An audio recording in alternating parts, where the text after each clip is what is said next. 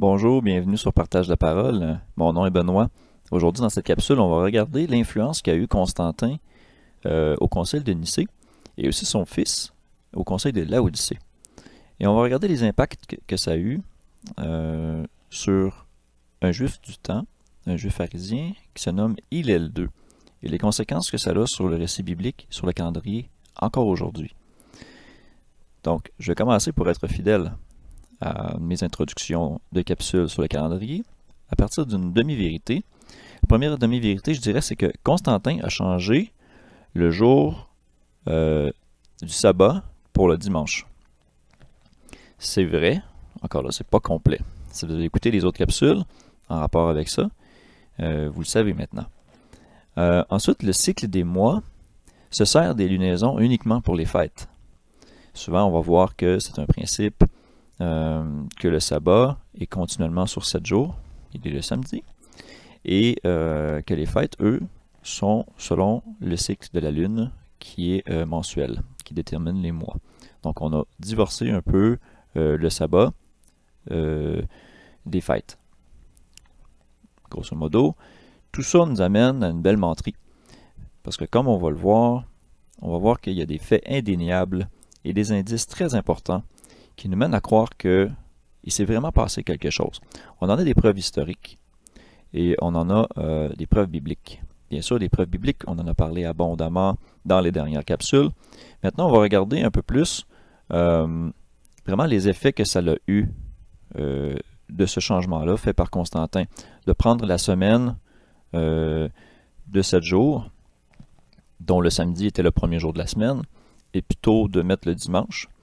Alors, d'une certaine manière, c'est Constantin qui a donné au samedi sa position de 7e jour.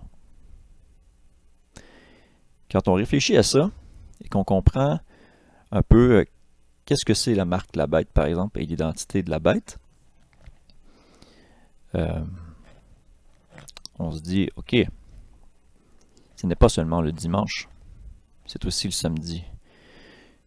Toute forme de culte qui est supposé être voué à Dieu, notre Père, le Créateur Tout-Puissant, mais qui a divergé, qui est dérivé, dévié vers un autre culte, vers le culte d'un faux calendrier fait par la bête, à qui le dragon Satan a donné son autorité, ça va poser des questions. Maintenant, on va regarder par les faits et gestes de Constantin au Concile de Nicée et par son fils Constance au Concile de Laodicée.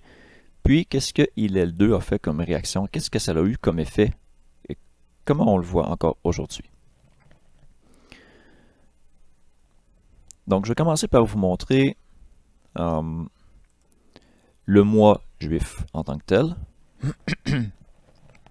Donc, bien sûr, ils disent que c'est un cycle lunaire. Un cycle complet qui dure environ 29 jours et demi. Donc, tout ça, on le sait jusqu'à un certain point correct.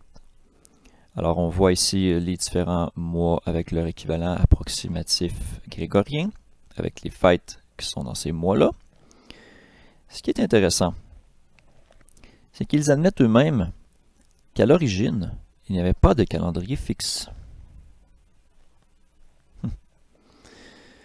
Chaque mois, à nouveau, le Sanhédrin déterminait si le mois durait 29 ou 30 jours. Selon le moment où la nouvelle lune du mois était vue pour la première fois, il sanctifierait le nouveau mois. Mais de nos jours, au 4e siècle de notre ère, le sage Hillel II, qui prévoyait la dissolution du Sanhédrin et comprenait que nous ne serions plus en mesure de suivre un calendrier basé sur le Sanhédrin. Alors Hillel et sa cour rabbinique ont établi le calendrier perpétuel, qui est suivi encore aujourd'hui. Selon ce calendrier, chaque mois de l'année, à l'exception de 3, a un nombre fixe de jours. Donc, Hillel, ce qu'il a fait, il a fixé la durée des mois. Il a fixé le calendrier au 4e siècle. Qu'est-ce qui s'est passé au 4e siècle pour que ça arrive? Et là, ici, on voit 30, 29, 30, 29, 30. On a déjà observé ça dans une autre capsule. Alors, qu'est-ce que ça a à voir? Pourquoi? D'où ça vient, ça? Quelle est la raison de ça? Vous savez, c'est comme un principe de santé. Quand on est malade, souvent on se concentre à traiter les symptômes. Mais on devrait plutôt se concentrer sur la cause. Pour travailler sur la cause et éviter la maladie. Eh bien, dans ce cas-là, pourquoi est-ce qu'on a un calendrier qui a été fixé au 4e siècle par Hillel II? Pourquoi on prévoyait la dissolution du Sanhédrin? C'est des questions pertinentes qu'on va essayer d'explorer et d'apporter des réponses dans cette capsule-là. J'ai quand même beaucoup de matière à vous communiquer. Donc, je vais essayer d'être le plus concis, le plus précis et aussi le plus progressif possible dans mon partage de la connaissance. Aujourd'hui, il n'y aura pas vraiment de partage en relation avec des versets bibliques. Il va y avoir beaucoup de partage en rapport avec de l'histoire, de l'historique et du pratico-pratique dans les récits bibliques. Donc, on va regarder ça. On va commencer comme ça. Donc, on voit ici que le calendrier a été fixé. D'accord? Le calendrier fut fixé par Constantin pour unir les païens et les chrétiens et pour s'éloigner des pratiques juives. On le voit dans le credo de Laodicée. On a le credo du concile de Nicée aussi, qui nous donne des renseignements. Et c'est du temps du fils, je crois, de Constantin, qui s'appelle Constance. Il a fait le credo de Laodicée. Je trouve ça extrêmement ironique que ça soit fait à Laodicée, quand on fait la référence à l'église de Révélation. Laodicée qui a reçu des gros avertissements. Je trouve ça très ironique. Alors ici, il y a des sections de texte dans des canons, c'est-à-dire comme dans des règlements qu'ils ont émis. Regardez, les chrétiens ne doivent pas judaïser en se reposant le jour du sabbat. Et là, certaines traductions aussi vont dire samedi, alors qu'ici, la traduction elle est bonne parce que le mot est sabbaton, qui veut dire sabbat. Mais doivent travailler ce jour-là. Donc, on oblige à travailler le jour du sabbat. Plutôt en honorant le jour du Seigneur. Ils doivent se reposer le jour du Seigneur qui était déclaré être le dimanche. Et s'ils le peuvent, se reposer alors en tant que chrétiens. Bien, s'il en est trouvé qui sont des judaïsants, c'est-à-dire qui pratiquent le sabbat, qu'ils soient anathèmes de la part de Christ. Et on a d'autres canons, d'autres choses dans ce credo-là ici, qui sont comme vraiment ciblés là, contre les Juifs. Ceux qui sont du sacerdoce, bien sûr catholique, ne feront pas non plus ce qu'on appelle des amulettes. Ça peut faire référence aux petites capsules que les Juifs font dans lesquelles ils vont mettre des rouleaux ou des articles de la loi ou des choses comme ça.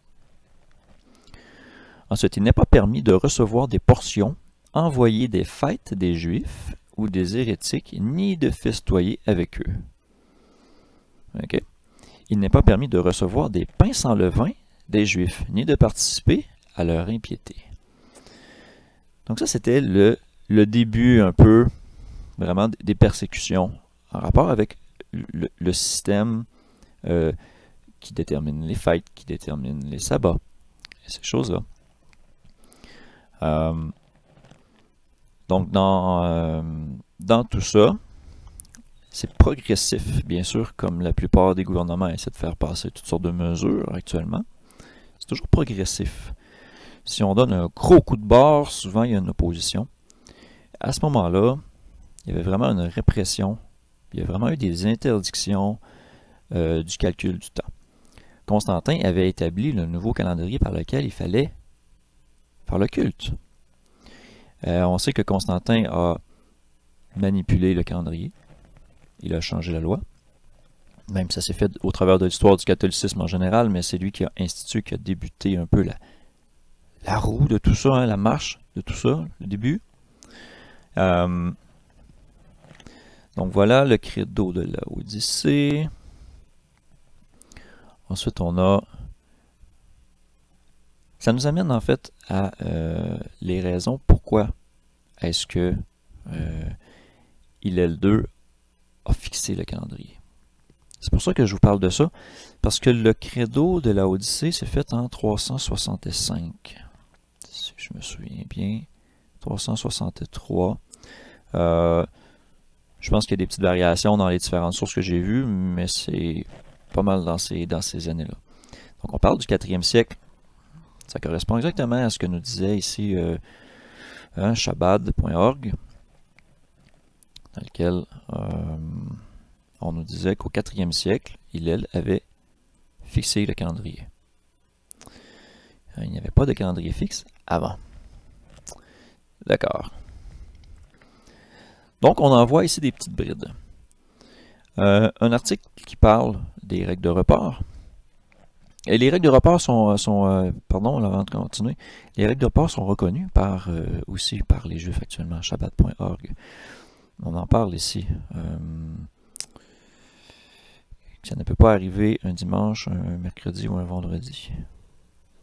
Alors, je cherche le texte. Je ne vais pas vous faire prendre trop de temps là-dessus, mais c'est écrit à quelque part. Je crois que c'est dans les citations. Ouais, c'est ça. Yom Kippour ne tombera pas un vendredi ou un dimanche, ce qui entraînera 2 jours consécutifs de préparation. Il n'aura pas lieu le sabbat, ce qui interfère avec la coutume de prendre des saules ce jour-là. Bon. Donc, on a quand même une allusion à ça, mais on va la regarder en détail parce qu'ils sont très discrets là-dessus, hein, bien sûr. Ici, je suis sur un article de Hope of Israel, l'Espoir d'Israël. Et on voit la vérité du sabbat reportée. Donc, changement introduit par Hillel II autour de 359. On est dans les mêmes eaux environ que le credo de la Odyssée. Et on regarde. En général, il a fait 4 règles de report. Mais on peut en considérer une seule qui, à elle seule, fait toutes les modifications, fait toutes les problématiques. On va les observer au cours de cette capsule. Ici, cet article-là, que je vais mettre dans les liens de la capsule, reprend et explique beaucoup de choses par rapport aux règles de report, par rapport au pharisaïsme et ces choses-là.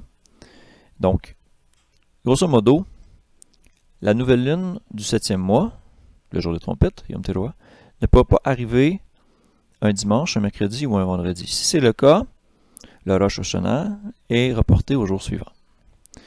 Donc, pourquoi ça? Et quels sont les effets de ça? Pourquoi? Qu'est-ce qui se passe avec ça? C'est quelque chose qui était totalement inexistant avant, il faut bien comprendre. C'est quelque chose qui n'est nulle part dans la Bible non plus. Et c'est quelque chose qui est tout à fait nouveau. Mais, depuis 1600 ans, on est encore accroché à ça. Pourquoi? On va vous le montrer. Donc, une autre source des règles de report, par Frank W. Nelt.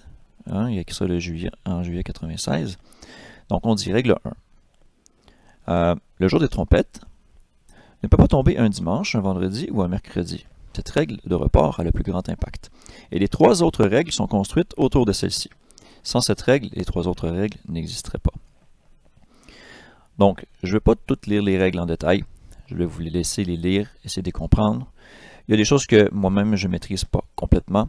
Quand on parle de jour, heure, partie de jour et toutes ces choses-là, je n'ai pas examiné ça en détail parce que je me dis que l'évidence, la preuve est assez complète par des trucs simples. Juste par cette première règle de report, on voit qu'il y a des choses vraiment bizarres qui se sont créées et on essaie de comprendre les causes. Donc, évidemment, sans aucun soutien biblique. On parle que si ça arrive tel jour, après telle heure, ça doit être déplacé d'une journée, des choses comme ça. Donc, on parle un peu de ces différentes règles-là. Est-ce qu'elles sont valables et tout ça? On en retrouve un certain équivalent aussi dans un article de Wall Ashton qui parle aussi des effets qu'ont eu Constantin et Hillel sur, entre autres, le calendrier et la semaine, qui commençait par samedi, sur la date de la Pâque, qui est en fait bibliquement le 14e jour du premier mois, mais dont le catholicisme a reporté au vendredi, ou même au dimanche qui suit la pleine lune du premier mois.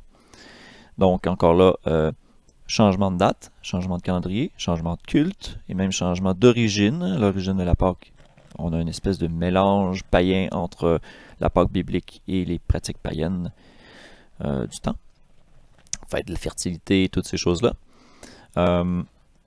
Donc, ça change bien sûr l'aspect de la résurrection, l'accomplissement de la loi par Jésus. Très important quand même quand on y pense. Donc Constantin a accompli 3 choses. Évidemment, là je vous en ai parlé, je vous fais un résumé. Je passe l'article vite et je m'en vais à Hillel 2 avec son calendrier fixe. Vous voyez ici, on développe aussi sur ce principe-là. Et je vais vous donner le lien dans les commentaires du vidéo pour que vous puissiez aussi aller le consulter. Et on a les mêmes règles de report ici d'une façon simple que je vais vous démontrer. Ici, on explique aussi pourquoi, les causes et tout ça. Puis on cite des textes historiques qui expliquent les causes. Donc, il y a eu une persécution de la part de la jeune Église catholique et de l'empereur Constantin par ses différents édits, par son changement du calendrier.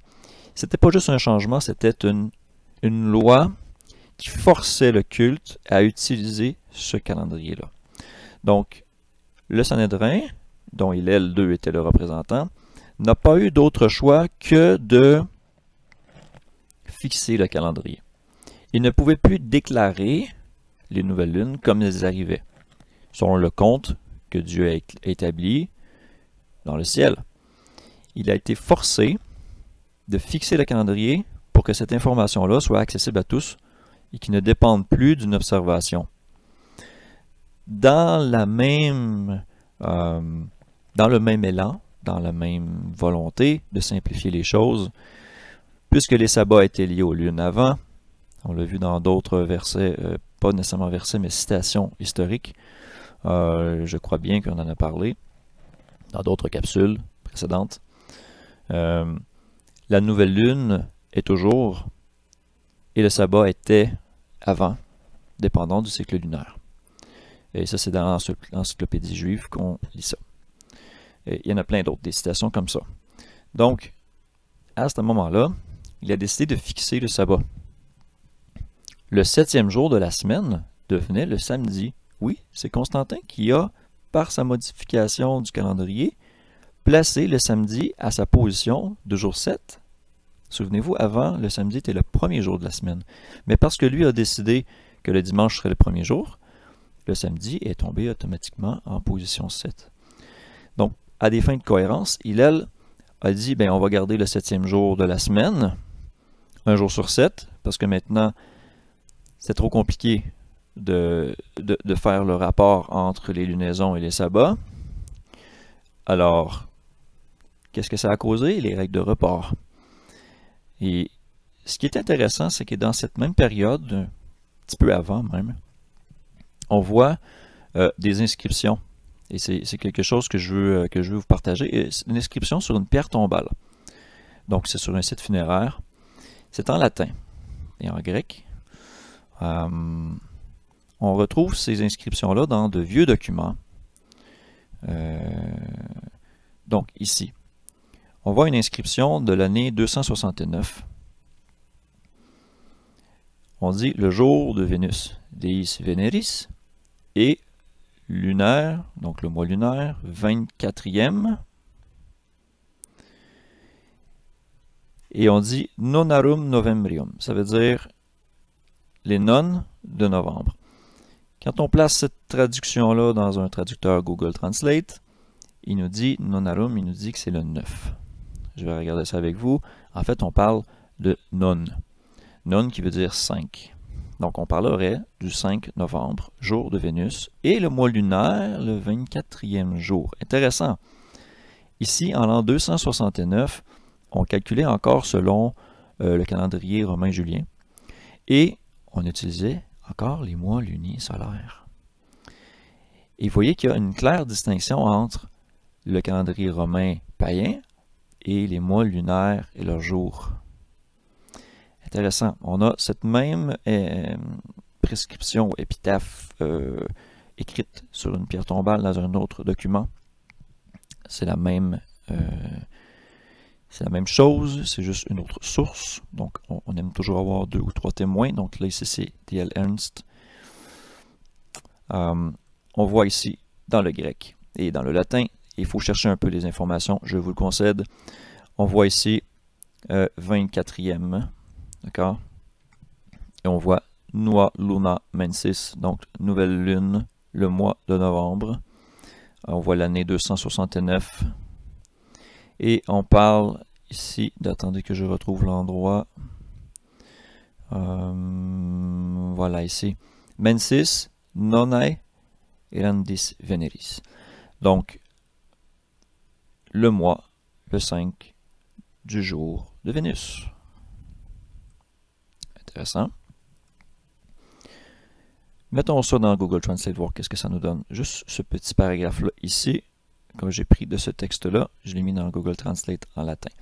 Ça nous dit, au fond de cet espace, la tombe la plus célèbre, épitaphe de Sévéra, déclarée par Lupius de l'an 269, le 9e jour de novembre, le 24e jour de Vénus et la Lune.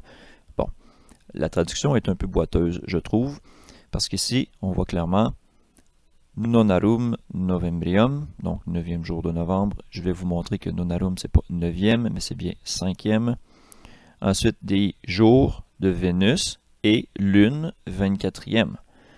Donc, le 24e jour de Vénus, ça ne marche pas.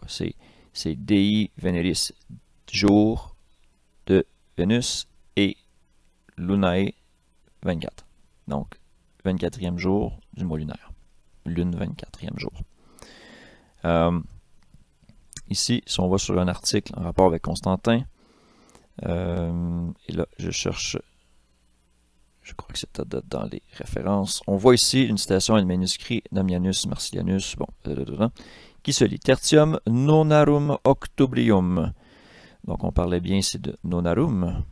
Si je ne me trompe pas, dans une des deux citations, on avait nonarum novembrium. Donc, si je regarde la même citation ici en nonarum, c'est qui est l'équivalent du 5 octobre. Parce qu'on parle d'octobrium. Nous, on parle ici de novembrium, ça veut dire novembre. Premier témoin de ça. Deuxième témoin de ça, le calendrier julien. Un article sur le calendrier julien. Je m'en vais au mois de novembre et je regarde Nonae Novembris, 5e jour. Le 5e et non pas le 9e. Donc, la traduction latine ici de nonarum, 9e, n'est pas précise selon moi, selon les preuves et selon les recherches que j'ai par rapport à ça. Et on le constate également, j'oubliais, sur l'ancien calendrier julien. On peut voir les mois ici, janvier, février, mars, avril, on s'en va en novembre. Et on regarde, il est marqué ici non, un peu partout. C'est nones. Regardez, novembre, 1, 2, 3, 4, 5. Le 5e jour de novembre, c'est bien le non. Nonarum ou nonae. OK? Donc, c'est important à savoir parce que quand on veut valider ça, je m'en vais à l'année 269 par exemple, et là, on fait une référence croisée au calendrier grégorien. Et je m'en vais au 5 novembre. Par exemple, on voit que c'est le jour de Vénus. En tout cas, ça a l'air à fonctionner. Et si je regarde par rapport au mois lunaire, le mois lunaire commence le 11, donc on est à la fin du mois. Donc je dois aller chercher le début du mois, le 12. Si ça, c'est la conjonction, mon premier jour du mois est ici. Donc 1, 2, 3, 4, 5, 6, 7, 8, 9, 10, 11, 12, 13, 14, 15, 16, 17, 18, 19... 20, 21, 22, 23, 24. 24e jour du mois lunaire. C'est pas surprenant ça? Le 5e de novembre, jour de Vénus. Maintenant, on est en droit de se poser la question. Bon, on sait que le calendrier a changé de forme, que le samedi était le premier jour de la semaine et tout ça. Il faut éviter de se perdre là-dedans. J'ai juste trouvé la coïncidence très... drôle, très peut-être même intéressante, et je voulais vous la partager. Faut pas oublier qu'on est sous un calendrier ici julien, qui est l'ancêtre du calendrier grégorien, qui a un cycle continu de 7 jours. Donc, jusqu'à certains points, il peut y avoir des croisements à ce niveau-là. Mais ce qui est intéressant, c'est de voir que c'est des inscriptions, et je tiens à le dire, c'est des inscriptions chrétiennes. Ici, on spécifie dans les textes qu'on parle du Saint-Esprit et tout ça, qui recommande la personne au Saint-Esprit et tout. Donc, ce sont des inscriptions chrétiennes. Spécifiquement, ces livres-là représentent des tombes romaines, je crois, de chrétiens. Donc, c'est une des tombes sur laquelle on voit qu'il y a une allusion au calendrier julien et à la lunaison. Donc, ça veut dire que dans ces années-là, ils suivaient les jours de la lune, les chrétiens. Oui. Donc, c'était pour mettre une petite parenthèse sur ça. Et tout ça a changé avec la venue de Constantin à 325, autour d'eux, au Concile de Nicée, et en 363-64, au Conseil de Laodicée. Maintenant, regardons les règles de report et leurs effets. Et là, je regarde ici mes données. Qu'est-ce qu'il faut aller voir pour vous montrer, vous partager ces choses? Donc, on a regardé l'année 269. Les règles de report. D'accord. Donc, on va plonger un peu plus dans les règles de report. Avant d'aller là, je vais vous partager un document qui compare le calendrier fixe de Hillel avec observation des mois lunaires depuis 2016-2015 environ, que j'ai fait, que j'ai relevé, que j'ai observé. Et évidemment, il y a une partie là-dedans qui sont prédits, toute la partie qui est ici. Il y a une partie 2022, bien sûr. Alors, on peut voir en rouge les jours qui ne coïncident pas avec le modèle de Hillel, et en noir quand ça coïncide. Et on peut voir le cycle métonique ici qui s'inscrit.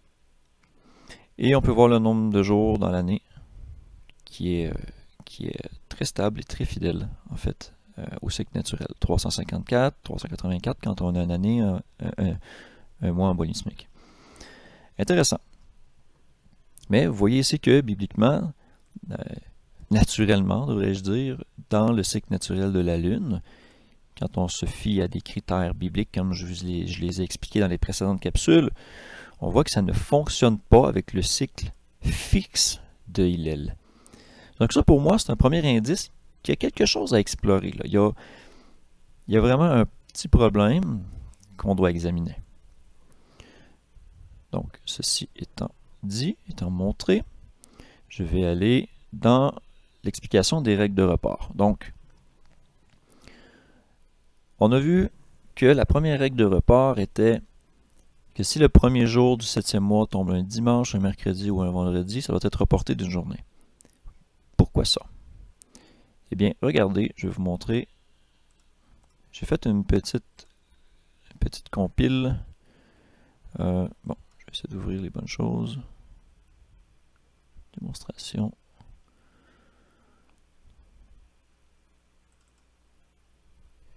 Calendrier grégorien. D'accord. Je vais diminuer un petit peu pour qu'on ne cache rien. Voilà. Donc, j'ai pris par hasard septembre, parce que septembre, c'est là que la 7e lunaison arrive, le 7e mois biblique arrive, la plupart du temps.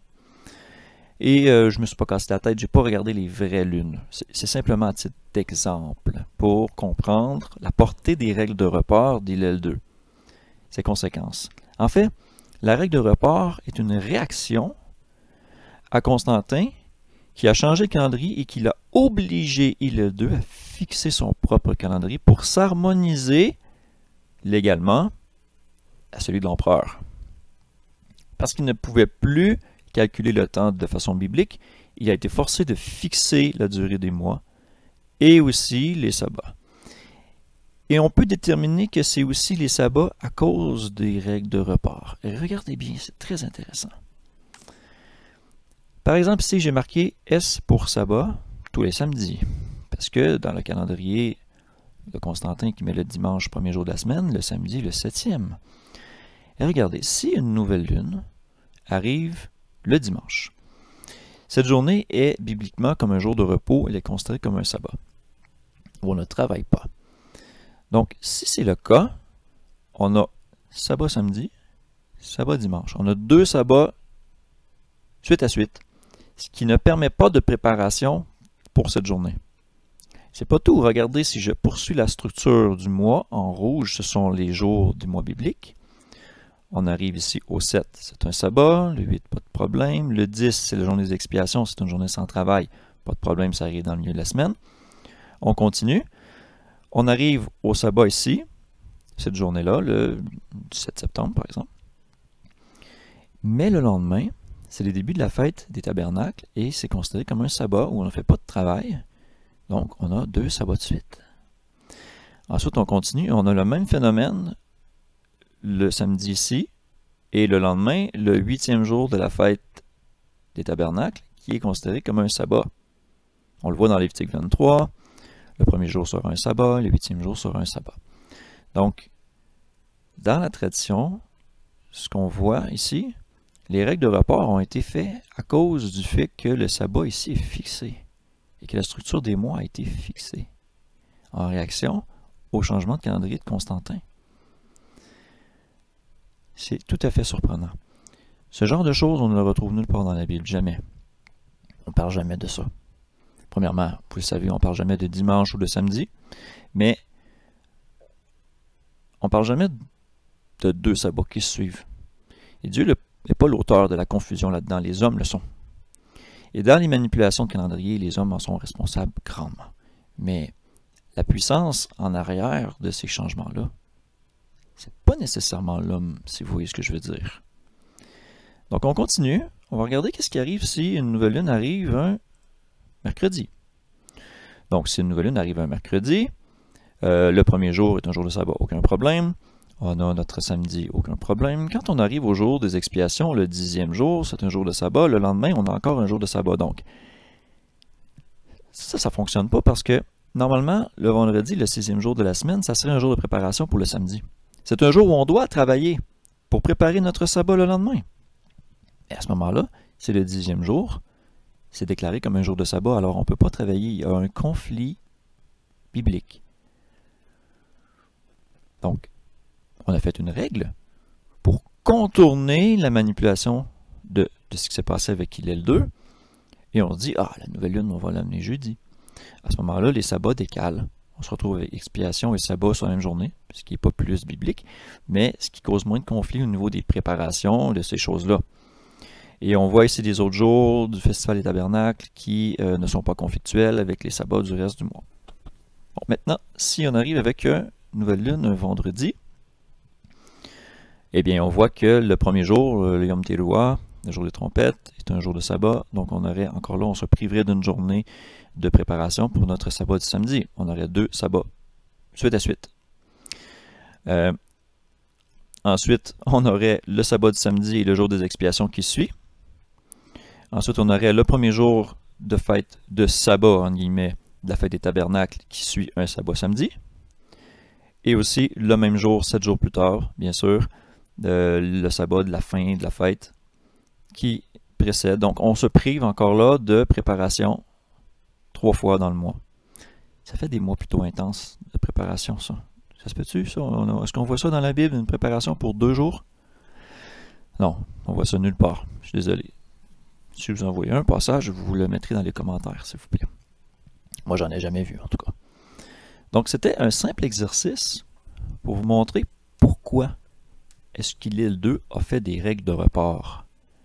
Il a dit, dans ces conditions-là, ça cause des conflits, je suis obligé de faire une règle qui dit que si ça arrive ces jours-là, il faut se débrouiller et déplacer le jour. Il n'y a aucune provision, aucun commandement, aucune prescription pour ce genre de choses. Et c'est le calendrier qu'on suivrait, ça? Non. Bon, en tout cas, c'est pas le calendrier que je veux suivre, c'est pas le calendrier biblique.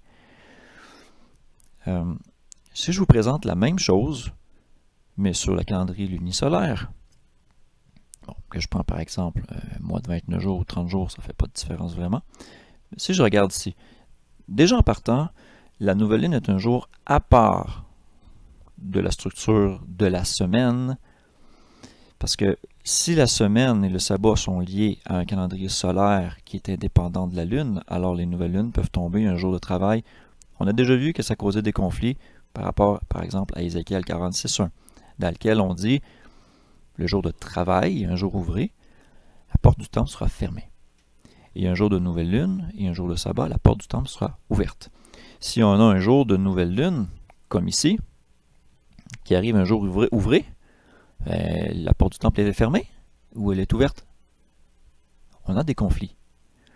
Et ça, c'est parce que on a fixé le samedi dans une structure d'un calendrier qui n'existait pas bibliquement.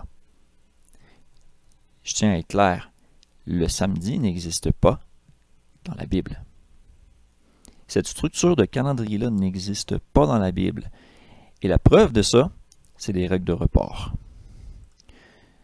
Et quand on prend le 7e mois et qu'on le met dans le calendrier lunisolaire de cette forme-là, que ce soit 29 ou 30 jours, le premier jour et le jour de trompette est un jour de sabbat. Parfait, aucun conflit. Peu importe où ça arrive dans le calendrier grégorien. Le calendrier grégorien n'existait pas. Tout simplement. Alors on continue. Le 10e jour, jour de repos, jour des expiations, aucun problème. On peut le garder comme une journée sans travail, en jeûne. Ensuite, premier jour de la fête des tabernacles, c'est toujours un sabbat. Donc, aucun problème.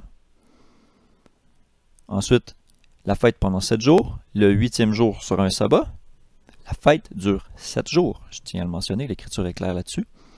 Mais l'Écriture dit le premier jour et le 8e jour sera un sabbat.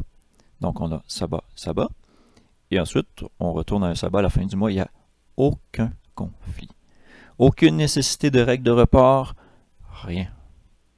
Les règles de report existent parce qu'on a dû fixer le calendrier. C'est une réaction de la part d'Hillel 2, une réaction de survie pour s'adapter à un calendrier païen. Et encore aujourd'hui, on traîne ça. Donc, c'est ma conclusion. C'est l'information que je voulais vous partager. Je vais regarder si je vous ai bien tout expliqué ce que j'avais prévu comme contenu à vous partager. Donc, les règles de report, je vous ai montré l'image. Moi, en fait, j'ai fait le tour de ce que je voulais vous montrer par rapport à ça. Je vous encourage vraiment à lire l'article de Wollaston sur Constantin et Hillel 2. Ça reprend beaucoup de points que je vous ai expliqués. Je vous l'ai expliqué à ma manière, selon ma recherche, bien sûr. Mais c'est bon d'avoir plusieurs témoins sur ce sujet.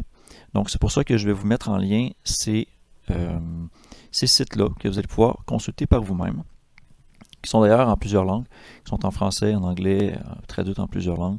Très intéressant. On explique beaucoup de choses. On fait des liens aussi à d'autres articles.